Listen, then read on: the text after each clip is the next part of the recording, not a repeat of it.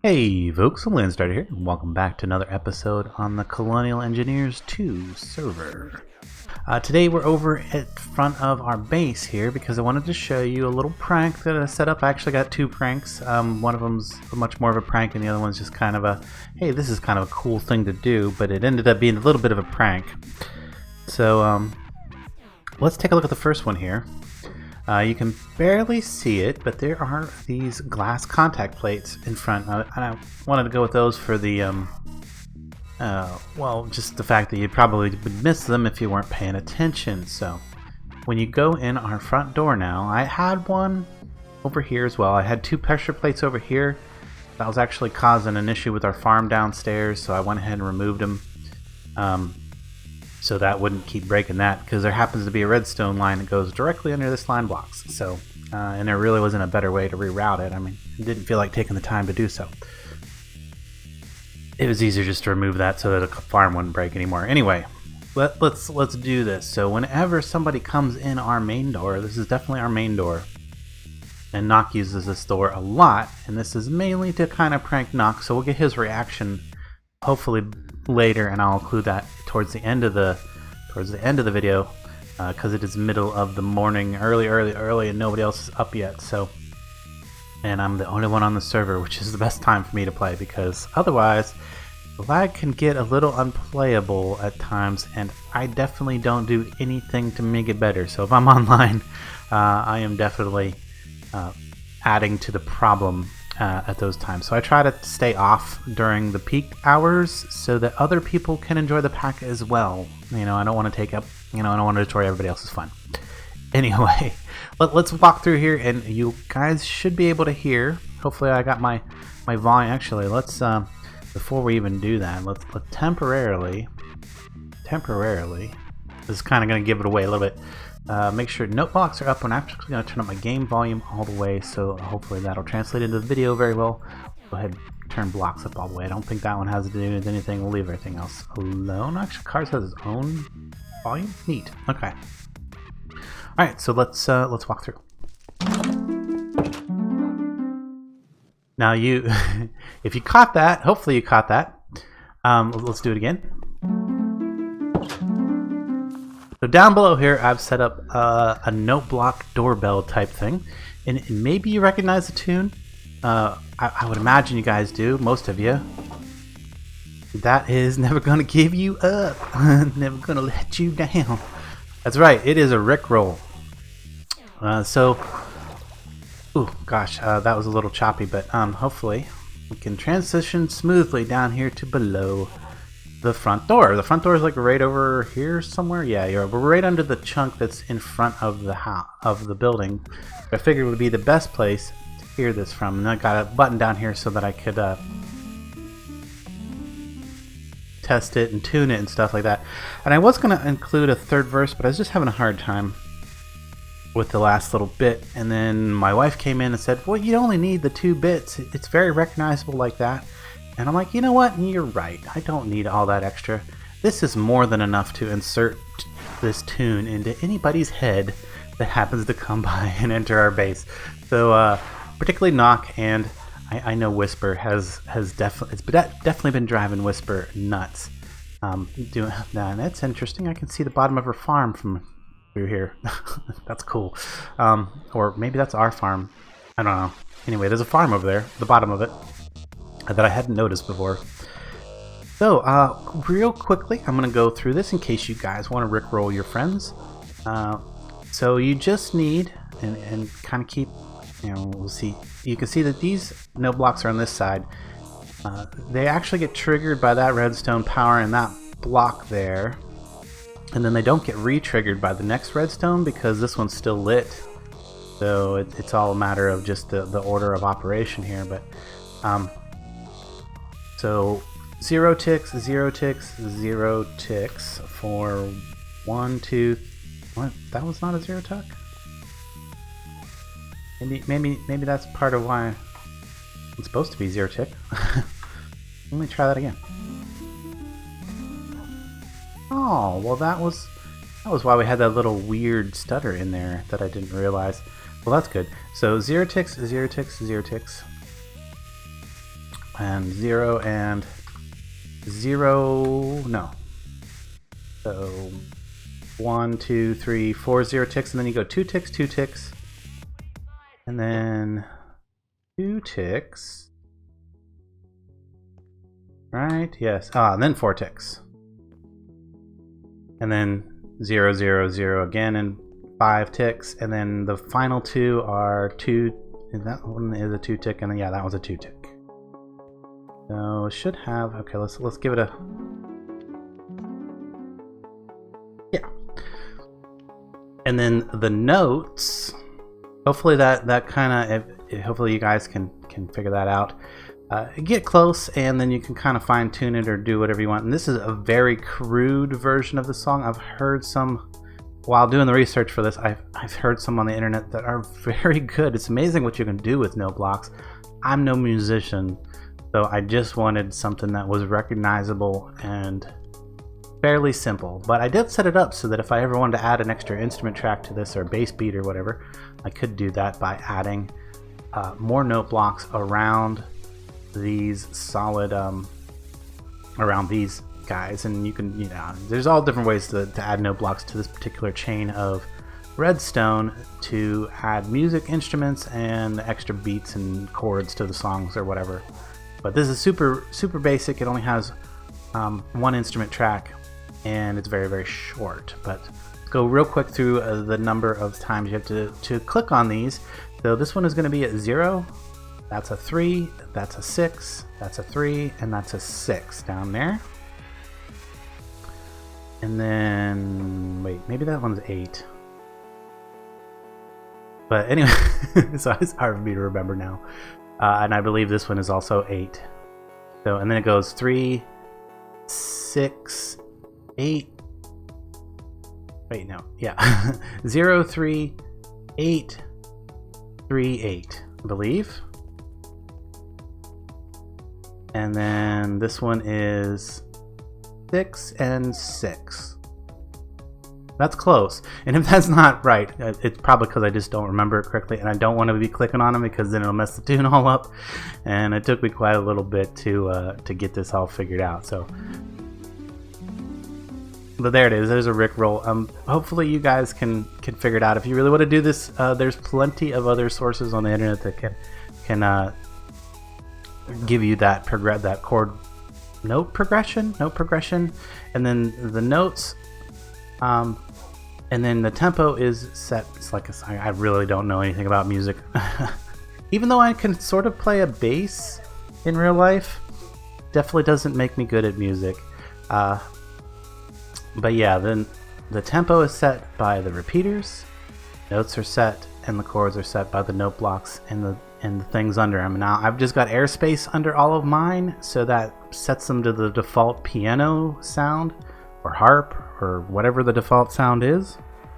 There are like 16 different instruments, or maybe even more than that now, because they recently added some in one of the recent version upgrades to Minecraft. But anyway, there it is. There's the Rickroll. The Rickroll doorbell.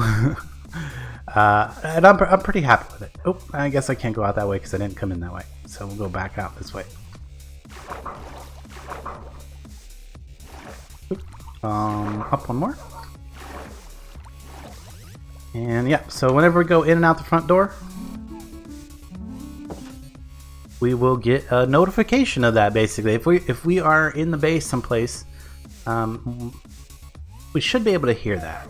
And you can hear it from pretty good far away. I was actually standing down by the mob farm, and people were coming in and out of the building yesterday, and I could hear it. So that was it's actually kind of nice. It's kind of like a audio indicator that somebody's come to visit. And I don't believe the guards trigger these when they walk over them. Either that, or they see them as blocks and just don't walk over them because it cuts their path off. I'm not sure.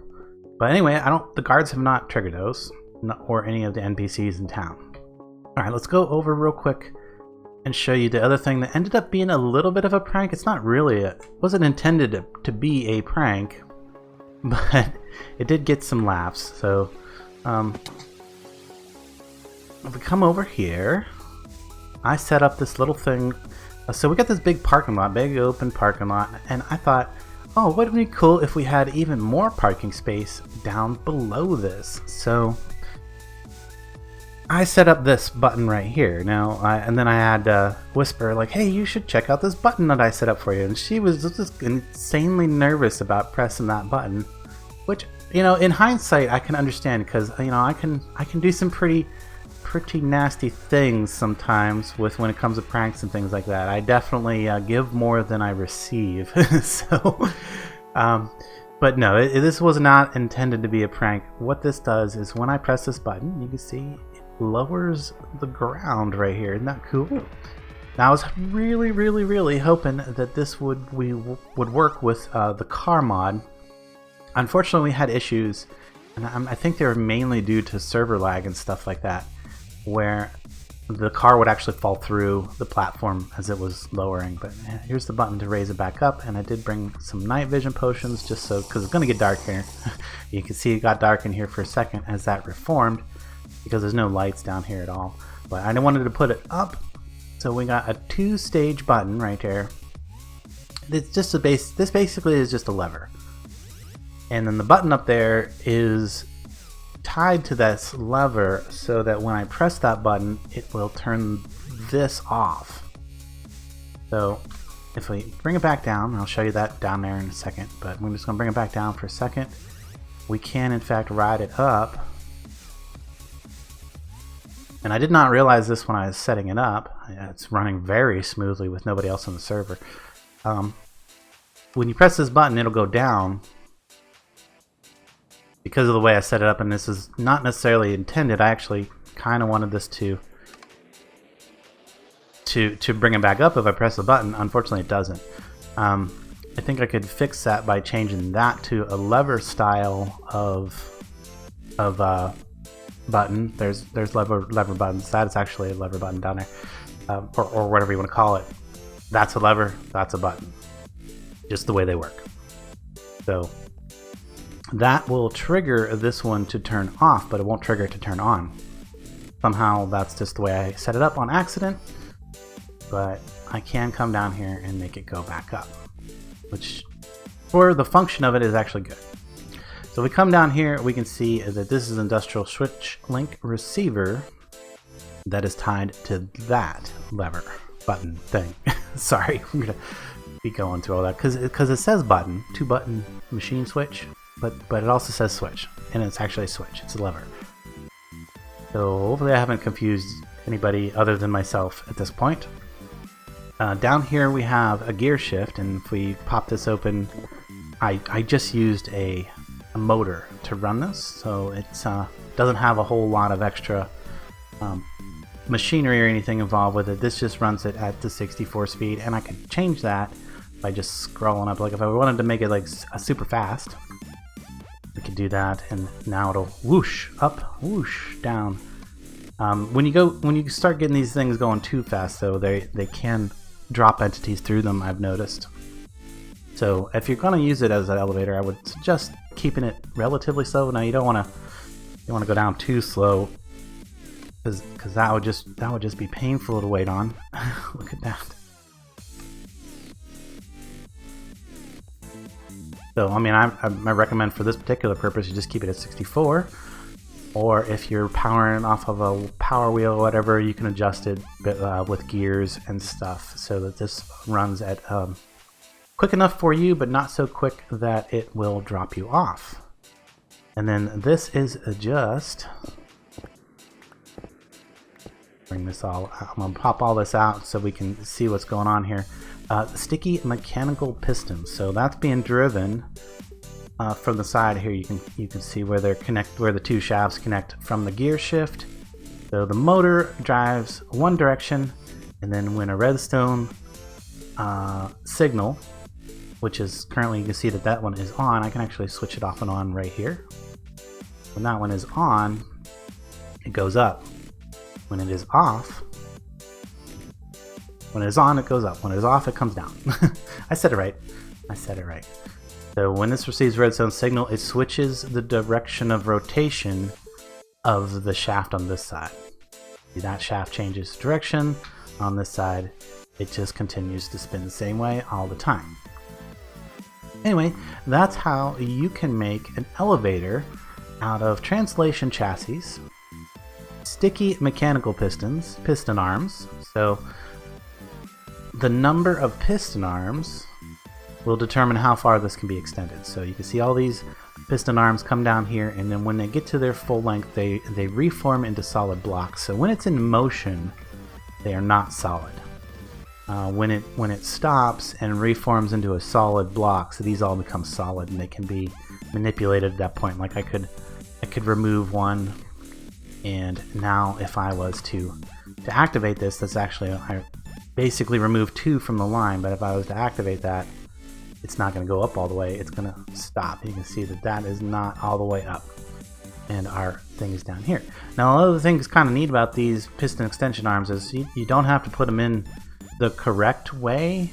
You just have to get them in behind the piston, and when, see, that's going to come down, it's going to reform. That didn't change that, but now when I go ahead and turn it back on, you can see that it grabbed that sideways piston and oriented it the correct, or sideways piston arm, oriented it the correct way, and went ahead and extended. So you don't have to get them in exactly right, but you do have to get the right number of them. So let's head back up, ride it up, if it drops me through at all. No, not at all. Nice. So it is all about the lag. If there's a lot of lag on the server or whatever, that will break it.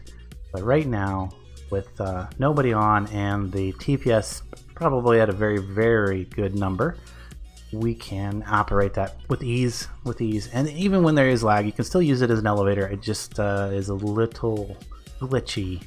You can possibly fall through it because of the lag. So yeah, those are the two little pranks that, and I guess, like I said, that one really wasn't meant to be a prank, but it turned out a little bit that way. And it was kind of funny. I kind of wish I was recording it at the time. I didn't think it was going to be a thing. So, but let's move on to today's focus of this episode. We're going to talk about tree farms. Let's talk about tree farms, ways to get wood automatically and continuously. So, Rickroll. So, yeah, somebody in the Discord asked about this, and a couple of responses came back, and let's talk about those. So there was three things that were suggested for automatic tree farming. Well, one is the Colony Lumberjack. We're not even going to touch on that one. That one's it can work. But ours doesn't seem to want to work. Our Lumberjack never did work. Unless Nock has fixed it or the latest update. Now, we did have an update to the pack since the last video, and that did come with a small problem. Hopefully that's going to be fixed in the next update, which shouldn't hopefully be too far away. I don't know. We'll see. But yeah, up here somewhere is our Lumberjack. This is the top of his house. And he doesn't, or she, I can't remember what we got for Lumberjack. Maybe they are working now. Leia, yeah, her. For the longest time was not actually doing any lumberjacking. So, but we were also trying to get her to do it on the roof up here. Yeah, this little area up here, we were trying to confine her to say, hey, only lumberjack these trees up here. And I don't know, she just didn't want to do it for some reason. I don't know if it's a pathing issue or what, but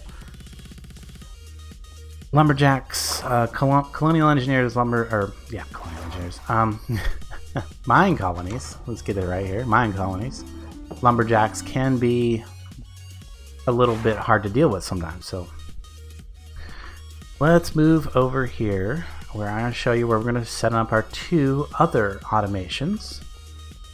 So here we've got a big open area, and we're going to turn this into a little tree forest that's going to get automatically harvested.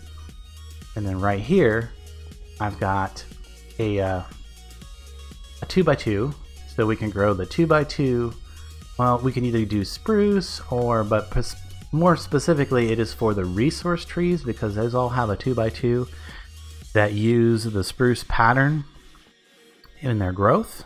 So you may have seen my little create video. We're going to reproduce that and maybe make a few tweaks and hopefully make it slightly better. And then over here, this field, we're going to turn this into a forest that gets automatically harvested by a builder. So let's go set those couple things up. First thing we're going to have to do is get together 2 builders, because the way I want to do this, I want one builder that plants and one builder that harvests. And I want them to do it like, well, maybe we'll plant, maybe we'll harvest at the sundown and plant at sunrise. And that should, for most circumstances, work. Yeah, we'll have to make it so that the people sleeping on the server doesn't adversely affect it, and that's just a matter of timing. But the first thing we got to do is get 2 builders, and they are very expensive and tedious to build in this pack, because you can see it takes Enderium blocks, it takes alloy machine frames, it takes a schematic cannon, builder gadget, copy paste gadget, destruction gadget. It's a whole thing. Fortunately, we've got our massive amount of resources, auto crafting and everything, which is going to make this so much easier for me. You can see we've already got a storage of alloy frames in there, and we can probably have enough Enderium to make a few Enderium blocks. Ooh, we are actually low on Enderium. And unfortunately, Nock has set up auto crafting for that, except it needs ender pearls. Not a problem, I have ender pearls. So we'll toss those into the system, and then now when we request some Enderium, we should be able to get a bunch of it. Anyway, I'm going to do all this crafting, I'm going to get all the parts together, and then we'll meet back up over at the area and put it all together. So I'm going to work on that, and I'll be right back. Alright folks, I thought we would start with the builder version, so let's take a look at that. It's actually pretty simple. You just need 2 builders. That can be kind of complicated depending on the pack you're playing in. This one is particularly complicated. We already went over that. So we need to give them some power. So I just used these couple of dimensional cells down here that I had laying around. Repurposed them for this, and then tied them into our base power, which is apparently on ID 3. Then for this particular system, you need something above the builder that's going to be doing the removal of the trees to accept those, and I'm actually going to be using the drawer controller to accept the results of the lumberjacking process. We'll call it that. The lumberjacking process. So, and then this builder needs to have an inventory above it that holds the saplings.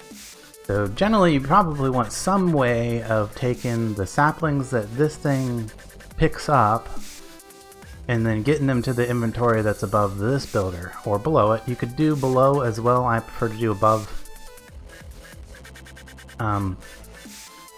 Yeah, anyway, moving right along. So yeah, this one's going to need the saplings. If we didn't have drawers in the pack, then I would probably just use barrels and some sort of piping and filtering to get the saplings back over into the inventory here. One thing I didn't do is actually bring some saplings over, so let me go grab those. So I am going to go with a birch because we use a lot of birch in the Minecolonies builds and stuff. It's a highly used wood, and really any wood type with alchemistry can be converted into any other type of wood. I won't say easily, but with some power and some time. So we're going to go ahead and put those in there, and I'm actually wanting to lock that. So I'm going to grab out somewhere in here. I should have key that I can use to lock that, and then anything else like the wood.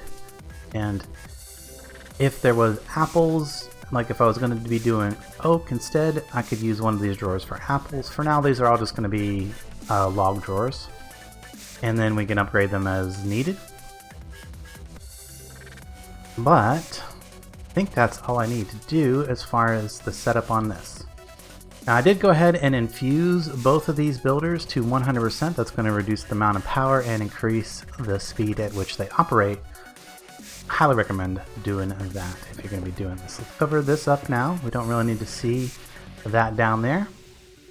And then we need to set we need a shape card and a clearing quarry. It needs to be a clearing quarry, because if you just make a regular quarry, it's going to actually turn the trees into dirt, which is not a bad way to get extra dirt if you need it, but we want to clear it out so that more trees can be planted and grow in that space.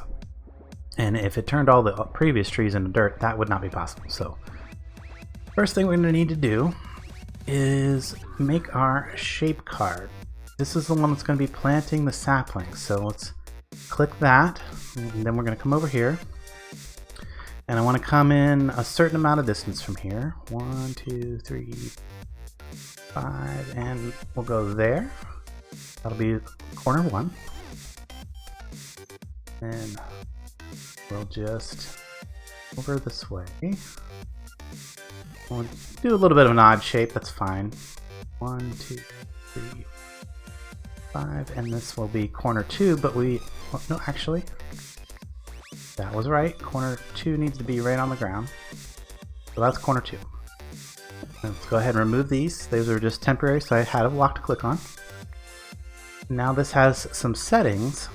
If I look on it, yeah, it's a 16 by 19 with an offset, so that it will go ahead and do that area over there. And we can preview that by hitting that preview button, and you see that's where it should plant saplings.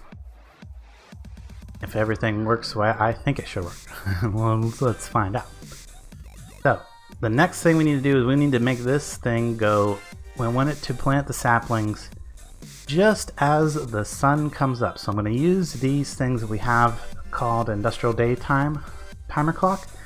This will turn on for a certain number of hours per Minecraft day. So it actually pays attention to the Minecraft day.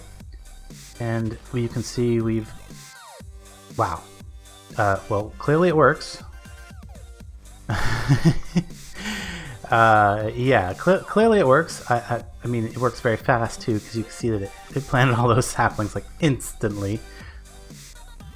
So we need to figure out when the earliest that we want to do that is, and I'm thinking that it's going to be, oops, need to do that.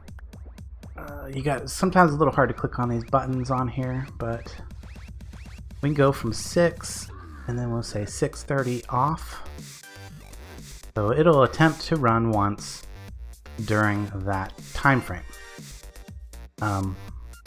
once per day, for a short period of time in the morning. That should work. And then you can change the power settings. We don't really need a random. Let's get rid of the random.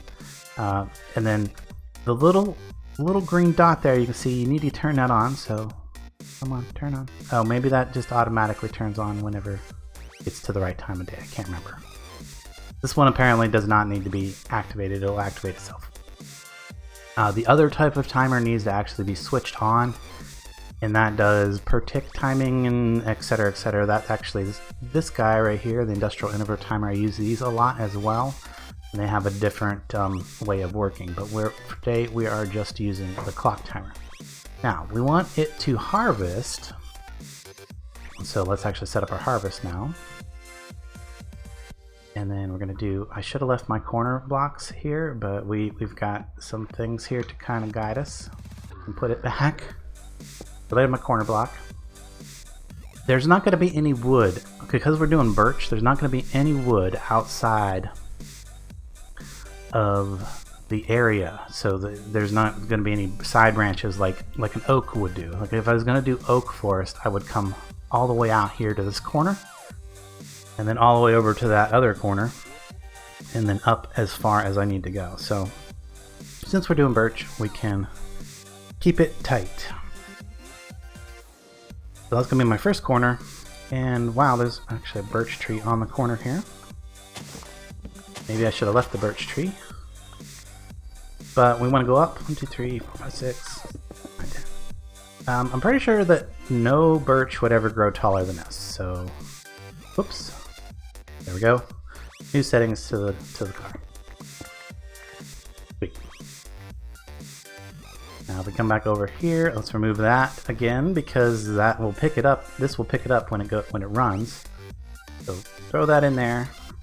This one is set to redstone activate. This one's set to redstone activate as well.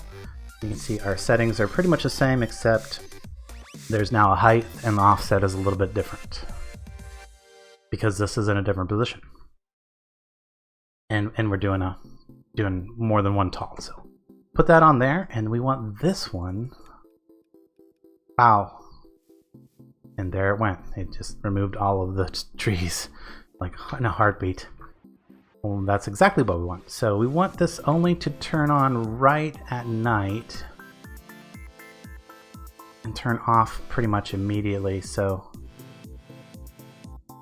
18:30 is exactly when people are able to start sleeping. So we want it to get done before that. So we want to start at, oops, come on, hit the button, there we go, at 1800 and turn off at 18:30. So now in the morning, this is actually a perfect time to, this is actually perfect to set this, to make sure that we got it set pretty much close to what I wanted.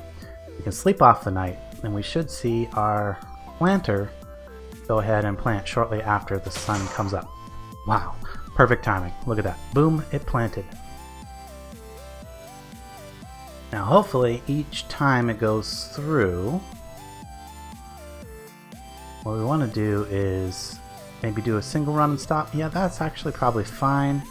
It didn't manage to complete the last run, so it kind of saved that progress and then completed it.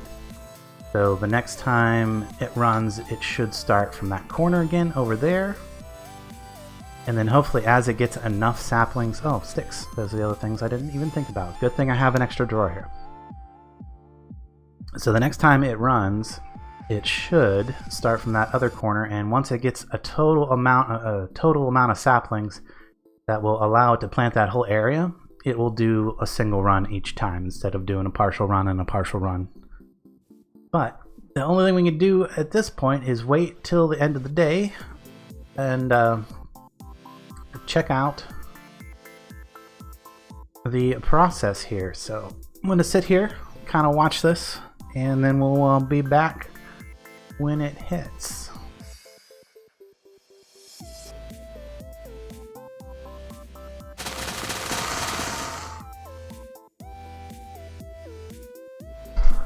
There it goes.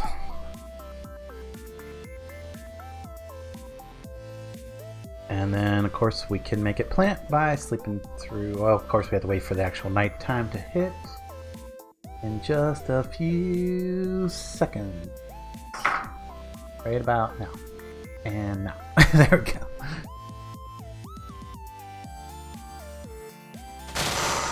And boom. Well, it only planted partial. Because it ran out of saplings last time I had attempted to plant through. But it should have enough saplings in there to complete a full cycle. So let's hit that button. I put it... Ooh.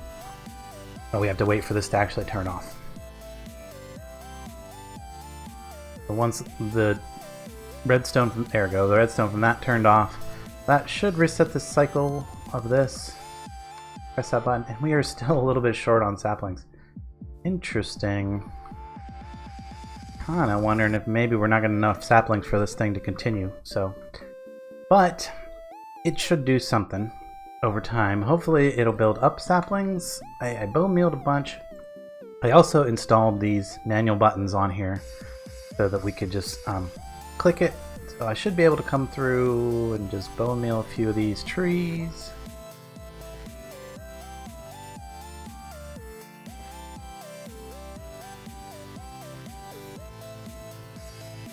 Oops, not mean to do that.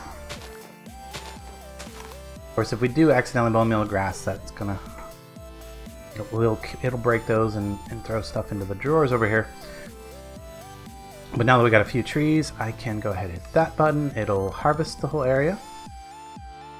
Apparently I didn't make the redstone pulse long enough, so that can be adjusted with these buttons, with these RS gauges and stuff.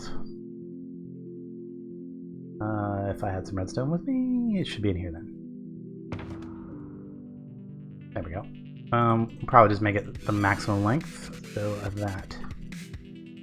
It will definitely complete the cycle. There we go. We'll do the same on this one just to be safe. And put that back in there so I have it in my redstone bag. Now if I hit this button, it'll attempt to plant again. Obviously it didn't have quite enough saplings to finish the process, but this is just a way that we can manually force it to go through cycles with those buttons. Guess I'm hoping that eventually it'll get enough saplings to do the whole area by itself. Hit that button, it should harvest everything. Wait a few seconds for that to pop. There we go. That, of course, it finished its previous cycle, which is just a couple of saplings, and then if we hit it again, one more cycle. Yep, still not enough saplings. Yeah, we'll just have to see over time whether or not it eventually builds up saplings. It's definitely going to be building up plenty of birch logs here.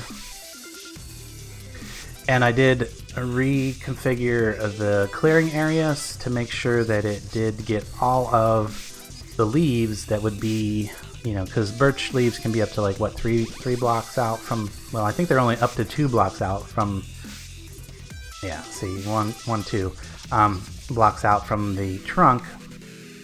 So I went 3 blocks out, and then I made the quarry area a little bit bigger to make sure that we get all of the leaves.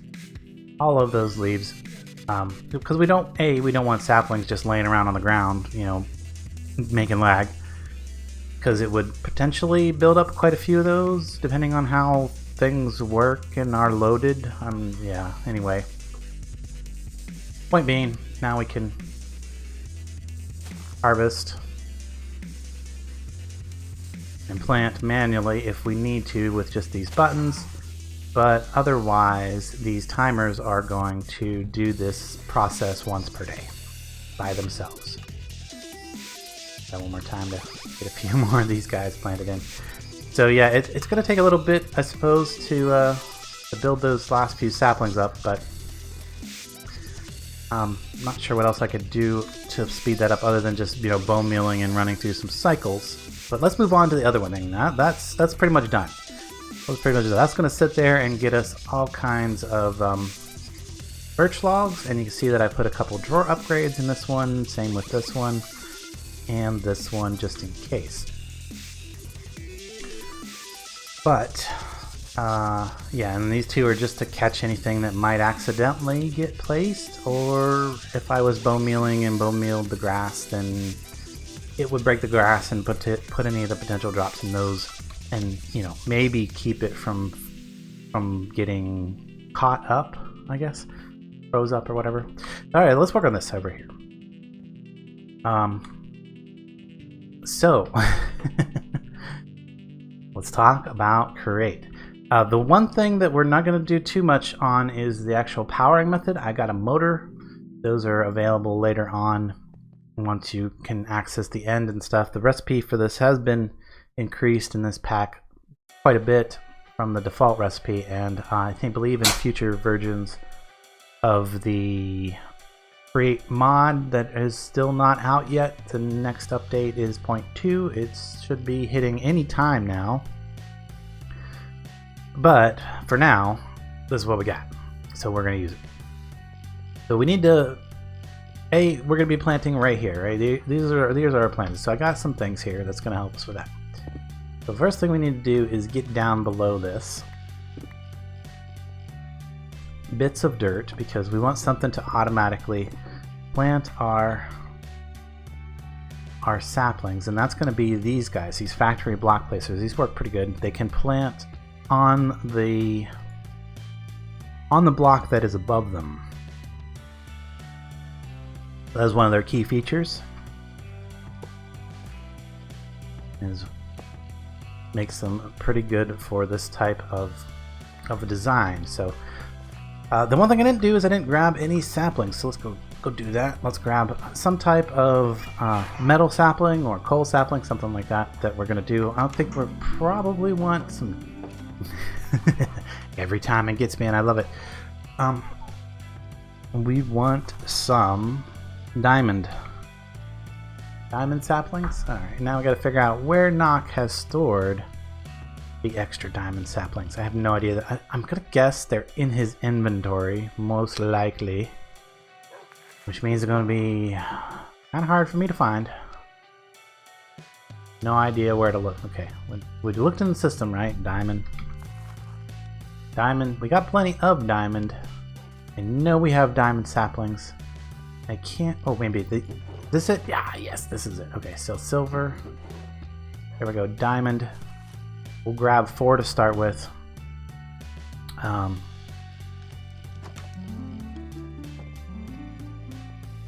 Bring these over. We'll get one tree grow manually. It would help if I brought bone meal, but I do have plenty of bones in my thing.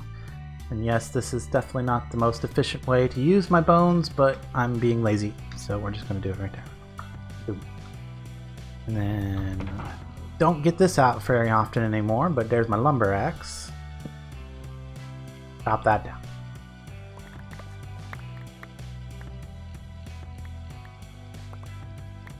I'm going to give a bunch of saplings for us to get started with. Now, as long as we're not doing spruce, as long as we're not using spruce,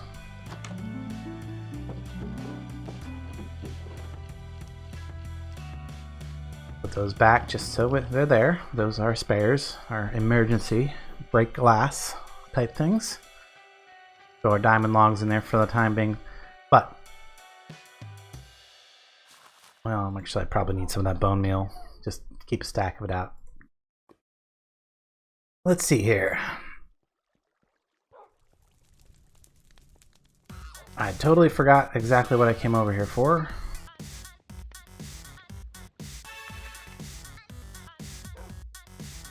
Oh, yes, I remember now. Oop. Gauge, RS gauges, there we go. So in RS gauges, there is a block, let's see if I can find it here. Industrial block category detector. This guy right here is going to be a key part of our automation. And what this is going to allow us to do is going to allow us to detect when the tree has grown.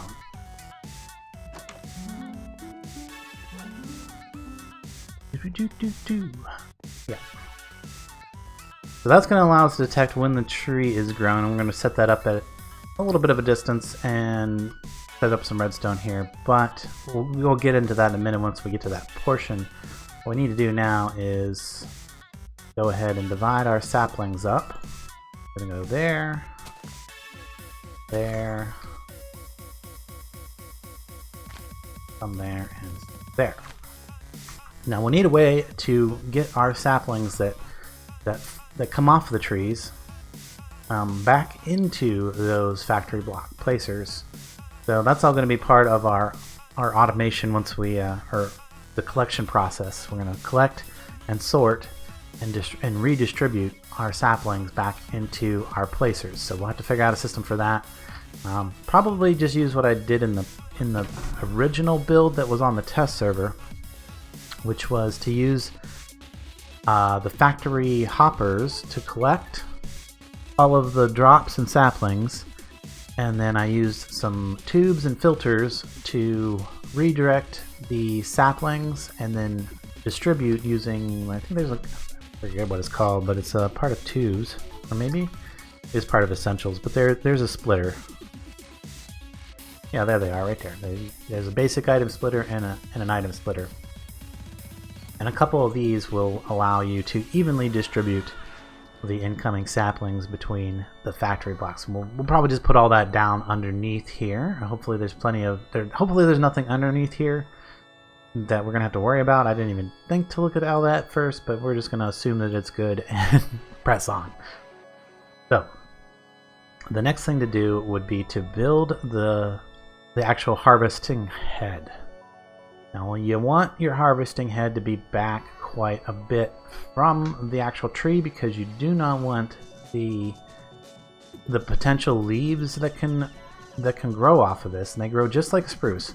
So sometimes leaves are going to look like this. They're going to actually grow down and basically encompass the whole growth platform and several blocks out.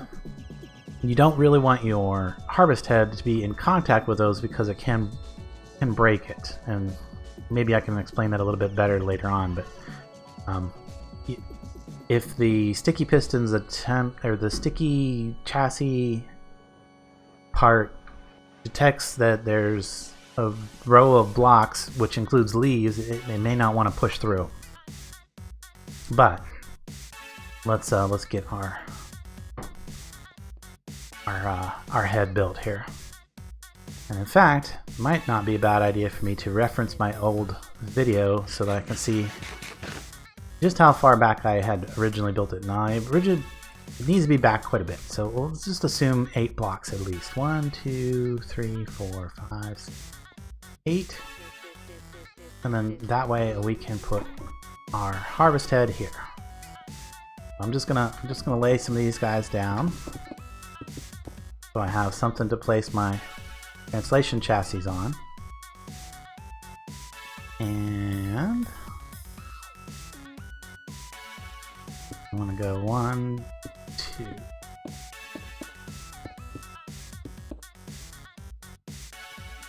Do remember it being 8 blocks, and there was definitely 2 of these guys on the front.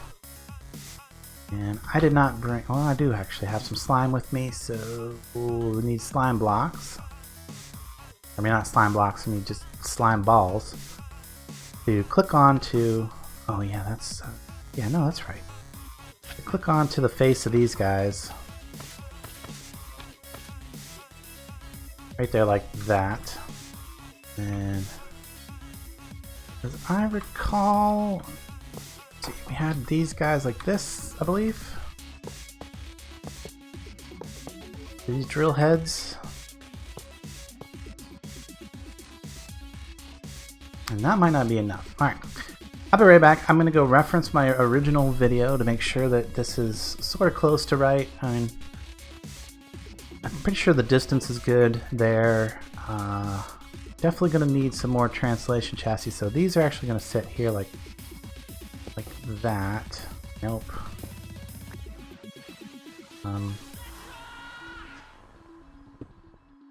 There we go. And then, yeah, I'm going to need some more of those for sure. Yeah, definitely not big enough here. Okay, yeah, I was definitely right. I am a little short on material blocks and stuff. So, dang it. Let's see. This row right here needs to face forward. And I'll need to get some more of these translation chassis.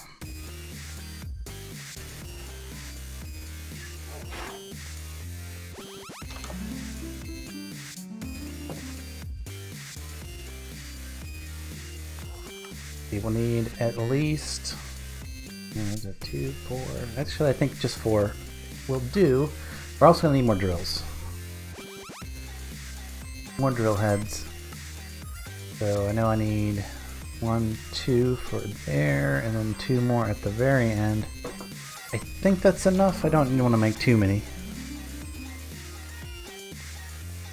We've got a tree now to harvest. That's good. So those 2 are going to go there. And what these ones in the front do, these just basically allow the whole thing to get pushed through the base of the tree, so to make way for the rest of the harvest head. These need to have their slime balls applied to them, and then Nope. I want you to face the same way. There we go. You shift then they kind of want to like rotate in the direction that they would be placed if they weren't being placed next to another translation chassis.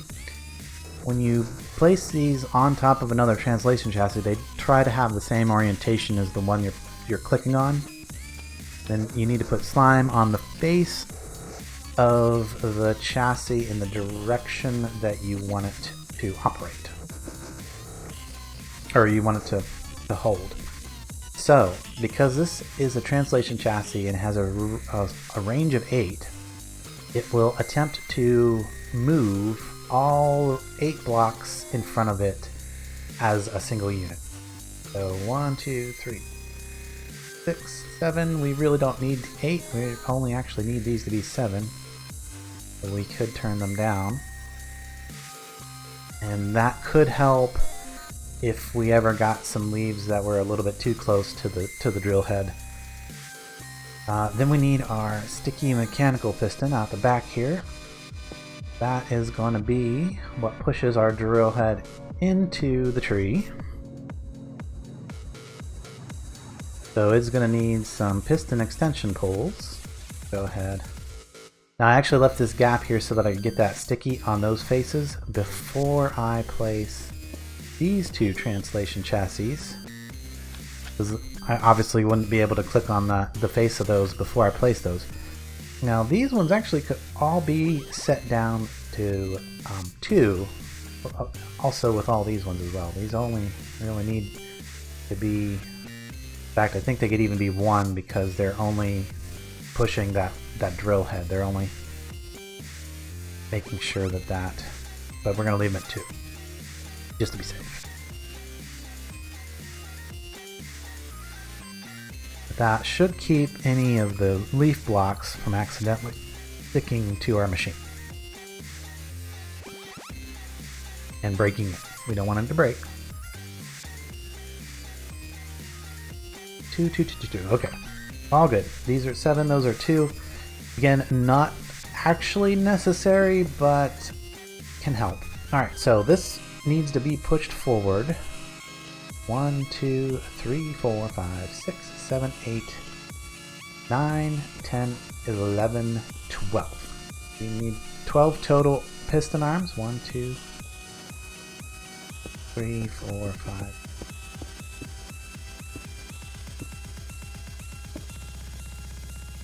Should be right.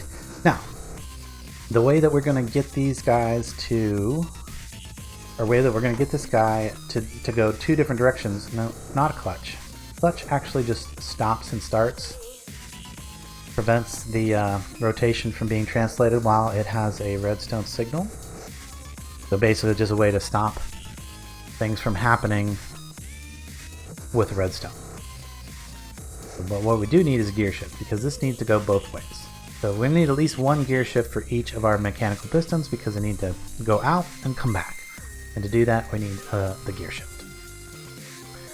Now, just to make things simple a little bit later on, hopefully this isn't too compact. Actually, we want that the other way, I believe. Place that like that. And then, of course, I did not bring any gears over, so let's go grab some gears. And I do have shafts, I just don't have the gears. So we'll need some gears. We may need some, well, we're definitely going to need a few not gear shifts, but gear boxes. Here we need a couple of these.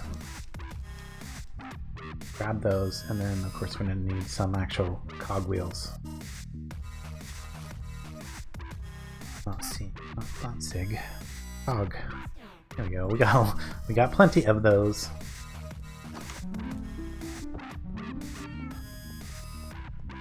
Yeah, I'm gonna get rickrolled all through this episode because we're working over here by this base. Just how it is. Alright, we do still have our 2 drill heads to put there. And that pretty much replicates our original harvest head from the video that I posted way back. So here, all we need to do is put a gear in a gear. There you go. You can see that it's moving it forward. It should push right on through the bottom of that pop. Yep. And it looks like potentially I got one more piston rod than I absolutely need. That's kind of important. So let's we do not want it to go that extra one. So I miscounted or miscalculated somehow. Let's get a lever out for, or a couple levers out for temporary while this works. So we want to bring it back. We also want to speed it up. I don't really want to be operating at this very, very, very slow speed. We want to go maybe something like 512 on these guys. And then to fix our extension, all we need to do is remove one of those rods there, and let's... So for now, it should just pop those saplings off whenever I extend it. Yep, there we go. Perfect. Now that it is extended, the next thing we need to do is push it up through the tree. Now to do that, we just need to have one of our... Oops, I actually didn't need to remove that. I just needed to put my piston, there we go. That piston there. And then of course we're going to need a whole lot of our piston extension poles, which I do not have enough of, because we need to go way, way, way up in the air. I don't remember exactly how tall these trees can potentially be. I know they pretty much copy the spruce code, so if I look up spruce on the Minecraft wiki, it should tell me. I will do it here in just a second, as soon as I make a whole bunch more of these. I guess it would be a good idea to actually look it up before I made these, but 30 is probably a good estimate.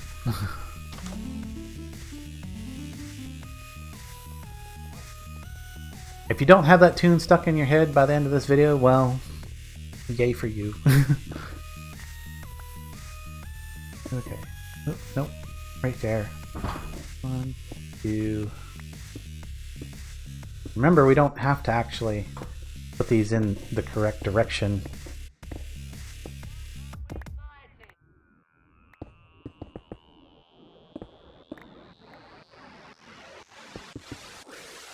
And honestly, I can put in more than I need.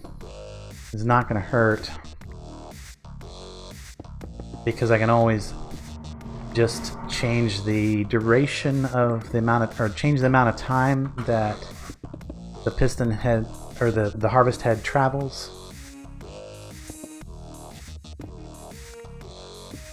Go down deep into the ground, and to get out of here, somewhere,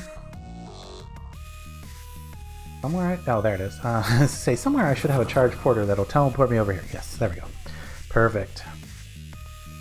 Okay.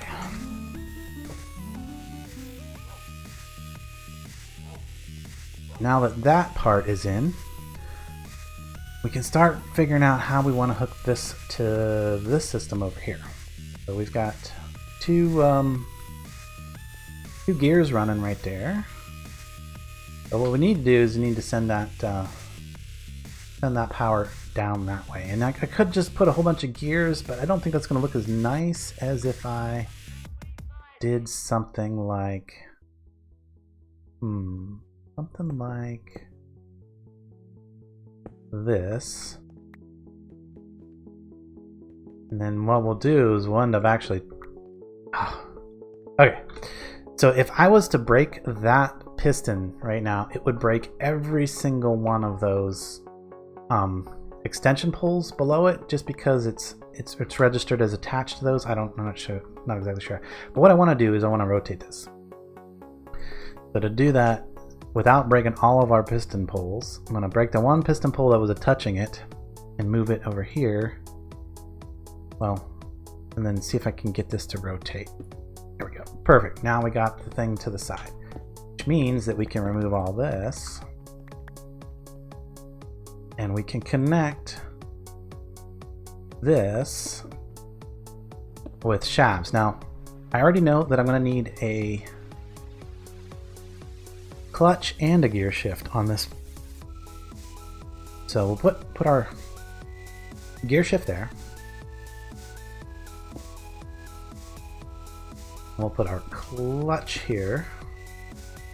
We probably won't need a clutch on this other system, which is why I didn't really think about it too much.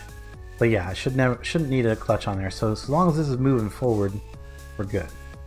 Then once it reaches the end here, we need this one to activate, which is, you know, when we're going to actually start getting some redstone involved. So let's hook this up, see what happens. So the only other thing we need to hook this together is one more thing there. Whoosh! There you go. Well, that works. It definitely harvested the tree. And then as you can see,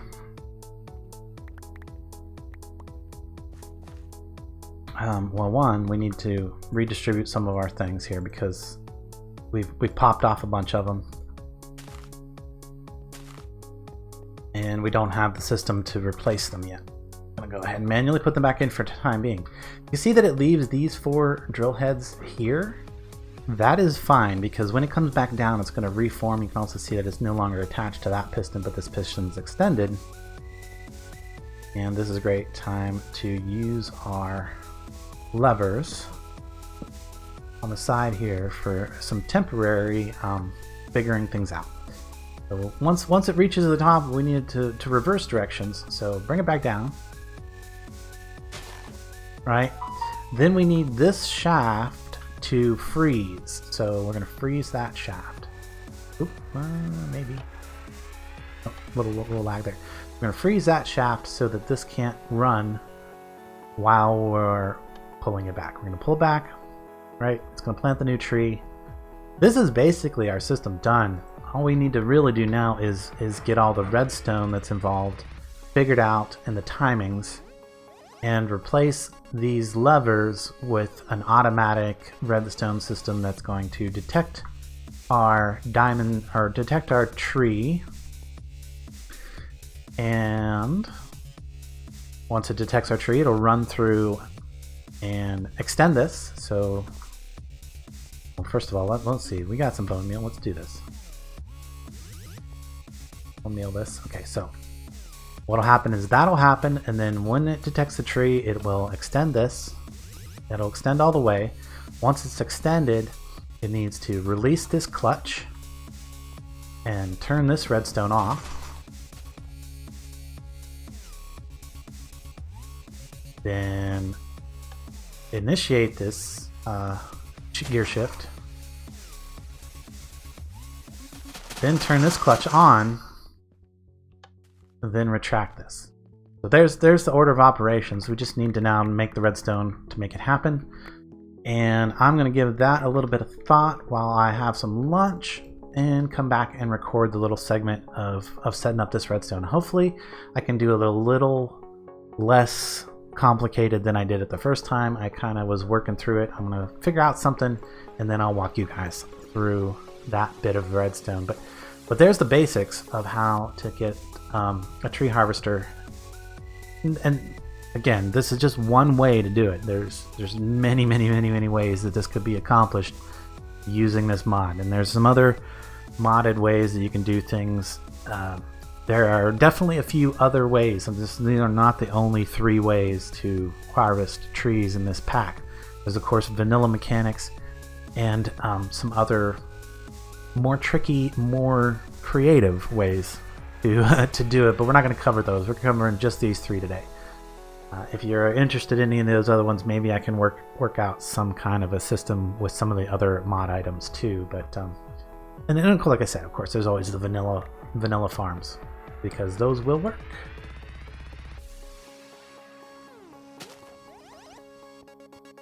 Okay. Let me get the redstone in, and we'll come back and walk you through all that. Alright folks, we are back. I've had my lunch. I've taken some time to work through this, and I think I made it considerably less convoluted than I had it on the test server, so let's take a look at exactly what we're doing. First of all, replaced all my levers with industrial switch link receivers, and I've used a redstone torch to put them into inverted mode. So if you, let me just get some of those out real quick so I can show you what I'm talking about. So we got receivers and senders. Now I don't think the senders are going to matter too much, but what I'm saying is I didn't need to adjust them. I just need to put them down and then link them up to our receivers. So you put a receiver where you want it to go, and then you click it with a redstone torch, which allows you to switch between weak, strong, inverted. Must be that time. Weak, inverted, whatever. There no output. So strong, inverted, or strong. What we're using over there is one of the inverted versions. It doesn't matter if it's strong or weak. But these are all set to inverted mode, so that they send the signal whenever they're... Why is this one not doing this thing? Maybe that one's not inverted. But yeah, this one's sending a signal right now. Maybe that one is sending a signal. This is just not doing anything because it's not getting any rotational power at the moment. But now that that is set, then what I would do is I would use my sender over here, and let's just throw a torch down. Maybe no, it doesn't. That no. How about grab a lever to demonstrate? Might be the easiest way to do it. Okay. Guess it has to be the block that it's actually on receiving the signal. There we go.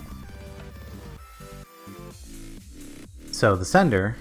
Now right now these ones are not linked, so you can see when I turn that one on, off and on, nothing. So what I need to do is use a ender pearl to link them. That's the wonderful thing about this mod, is you can just use a bunch of ender pearls to do wireless redstone, and there's many different ways to do that. So to connect these two, I don't use the pearl here, I use the pearl on this one, which is going to remember that block, and then I insert this now programmed pearl into that one, and now whenever I turn that one on, it turns on this one.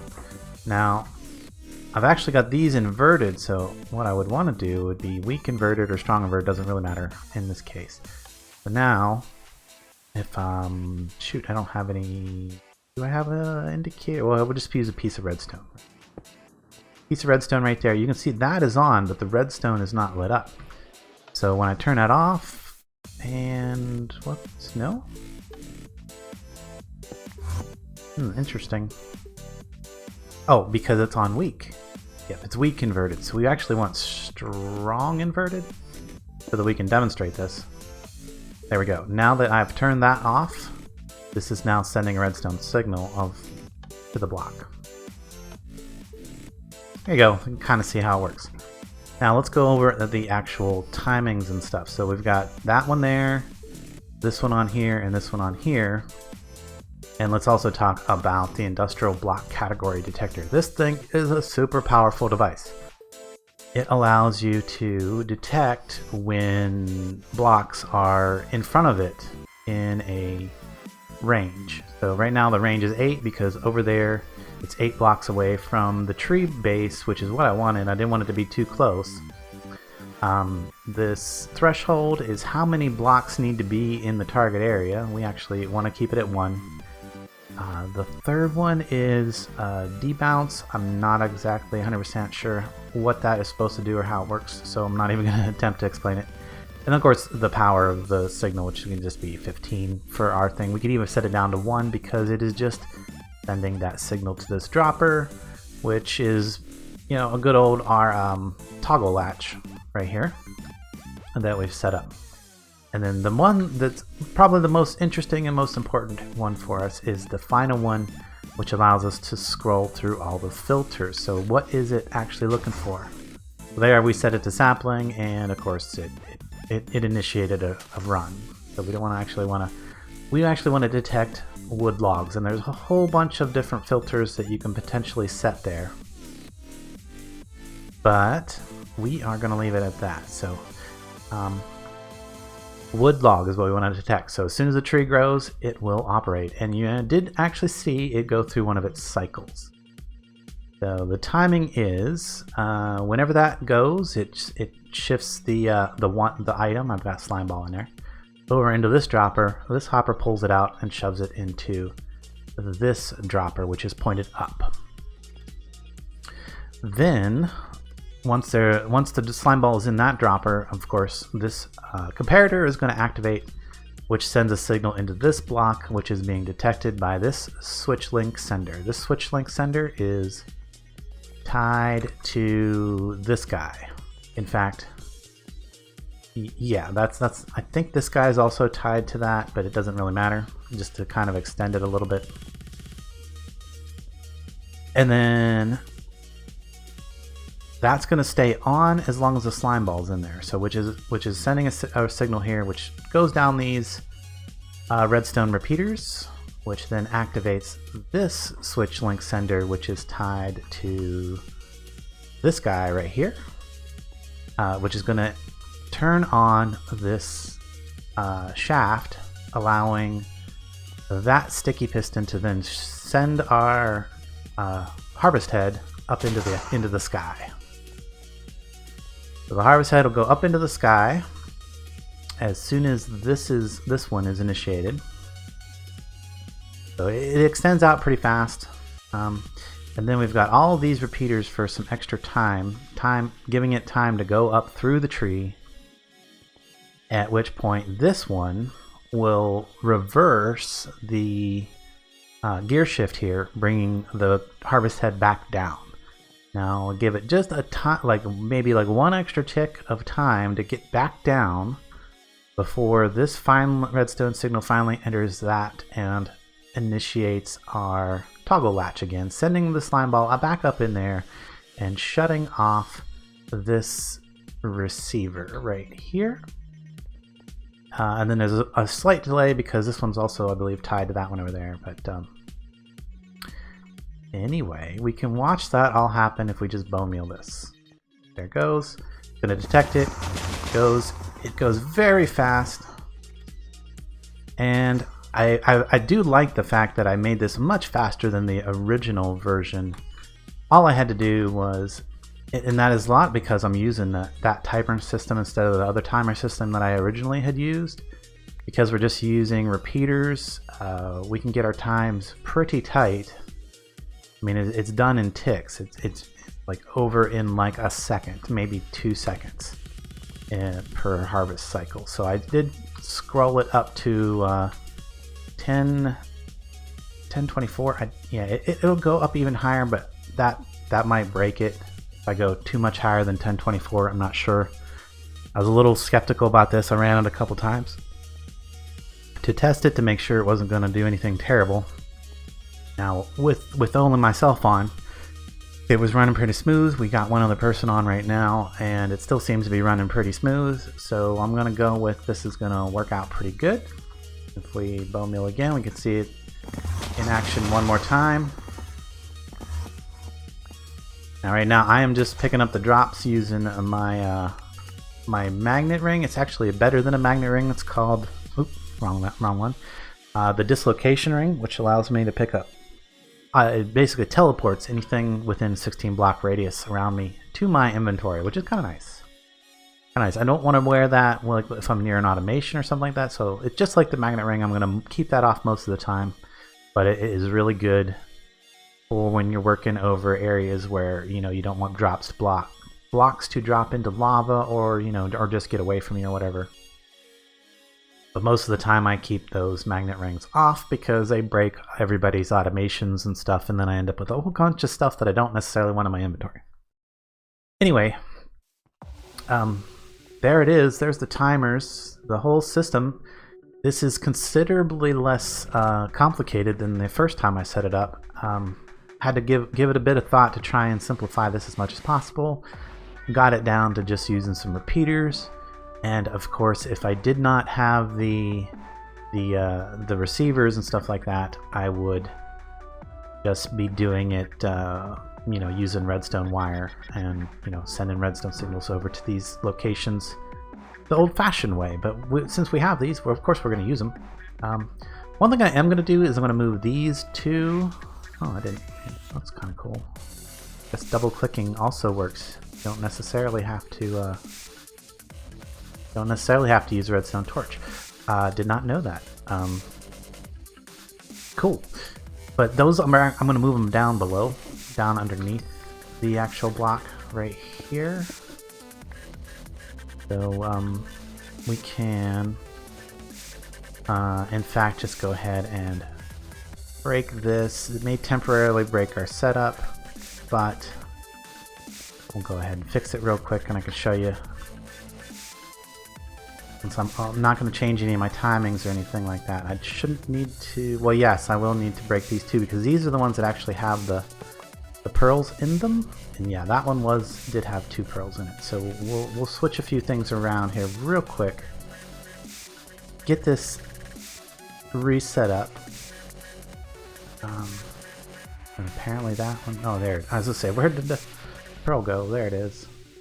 Do the timings over at least. That.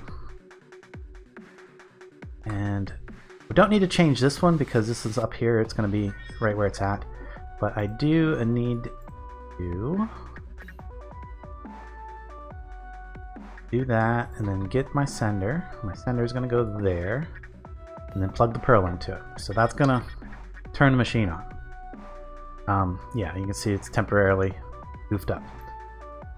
The other receivers, I want these to actually be on the underside of the block.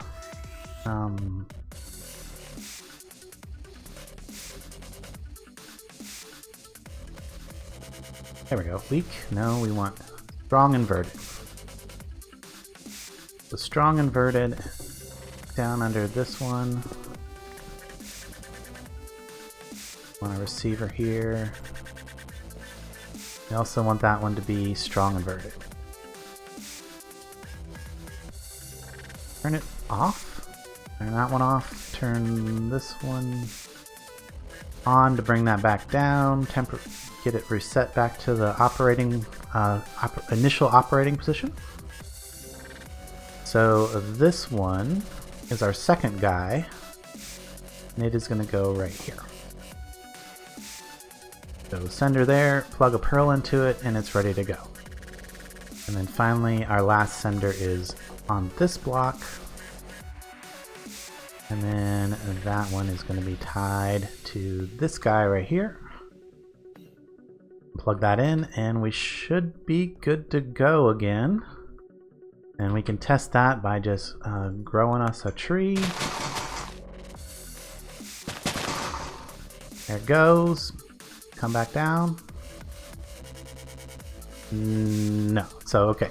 So I do need that second pearl to tie into this guy right here.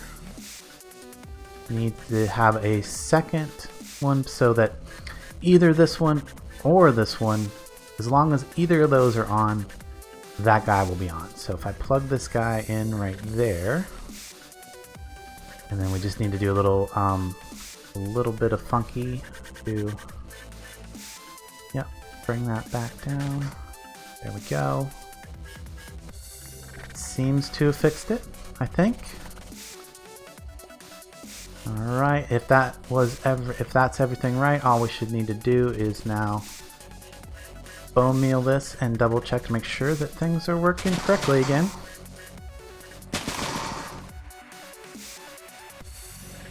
No. Interesting. Wonder what I did wrong.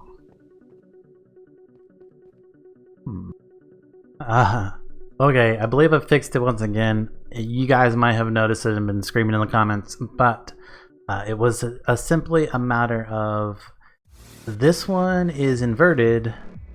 This one is also inverted, but this one was not supposed to be inverted, and I set it to inverted, and that's why it wasn't working.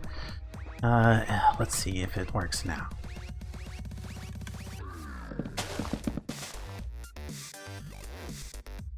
Oh my goodness, and it does. All right, we're back to working. Yay!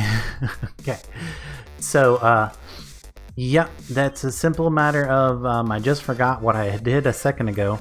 So yeah, this is the one that doesn't need to be inverted in this particular instance. And this is all going to be dependent on how you have your things, gears and things set up, whether you need to invert these signals or not. But there it is, a fully working automated farm. Now, all this stuff you see here, I'm going to cover this all up. I'm going to put some industrial hoppers to collect all the drops that come off of this and that sorting system that we talked about. Again, the redstone contact keeps those from being placed until it is done with the harvest. So you see they come down, harvests the tree, goes up, comes down, nothing happens, and when that goes back across, it sends a redstone pulse through this to plant a new set of trees. Well, there it is, the Create Industrial Tree Harvester. With simplified redstone. This is much more simple than my original build.